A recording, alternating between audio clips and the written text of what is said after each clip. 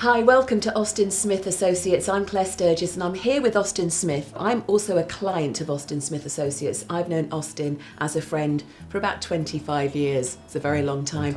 So that's why I'm here with him today to talk about the future. Maybe you've been Googling retirement advice. Well, that's what Austyn can help you with, because it's a big deal, isn't it, Austyn? You're looking ahead to what's coming next after you've allegedly retired. Do you ever retire though?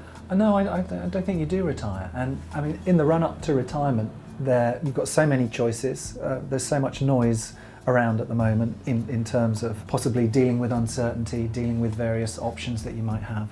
And actually, those years in the run-up to retirement and the first few years of retirement really will define how happy you are and how much money you have to go out and enjoy life. And unfortunately, if you get that wrong, then you fall into what I call the retirement danger zone. There is a reason you call it that. Firstly, you've got your whole life's work at risk. You know, it's like if you haven't sort of reviewed where your money is over the last few years, perhaps you started a pension in your 20s, 30s or 40s, and generally people take more risk when they're younger. And then unfortunately they don't look at it until they're just about to retire and find, oops, I'm in the wrong things at the wrong time. So we talk about moving from risk to safety, and we talk about the retirement danger zone, because if you don't begin to press the pause button in the run up to retirement, no one knows what's going to happen next year or the year after. No one really wants to retire in a sort of a 2007, 2008 sort of time period. And so really it's just reducing risk a little bit and pressing the pause button. You have likened this danger zone and indeed how to avoid it completely to a game of golf. Golf is an easy thing for people to understand. So, you know, when you're playing golf, and I'm a really bad golfer.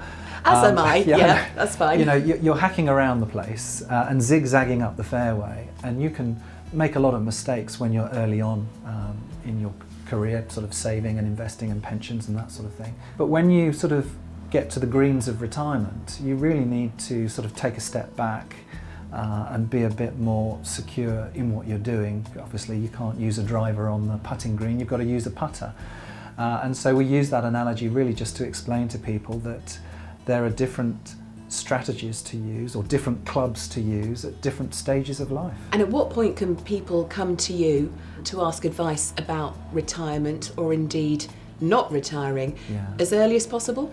I think as early as possible. I think typically people will start to think about their next life and all the fun things they want to do, you know, adventure and what's going to make them happy. Kind of, I think, in their 50s really. And because investments always move in cycles over 7 to 10 years, really you should be giving yourself at least a 7 to 10 year run-in to think about these things. Because of course, as we know, things go wrong every 7 to 10 years. Certainly over the last 50 years, you tend to get stock market blips or crashes or corrections every so often. And that's not to frighten anybody, that's just a fact of life. Markets are random, they move in a random path, and you need to begin to start protecting your downside when you're making those big decisions.